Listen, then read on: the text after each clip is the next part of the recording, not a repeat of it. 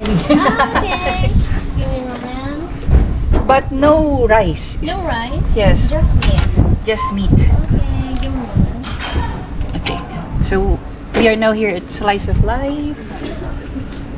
So they say it's a Texas style barbecue pulled pork. So they have pulled pork, spare ribs, Wagyu.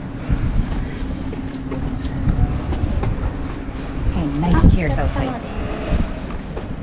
Ordering. So you don't have the big one, the motoki. Okay.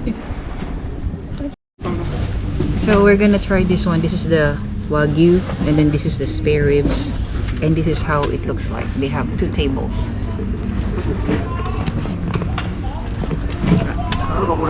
Okay, so itadakimasu. And they have the sauces here you can use. Wait. Okay, let's taste it before. I'm just gonna bite it. It's gonna. It's very soft. I'll try the coffee sauce.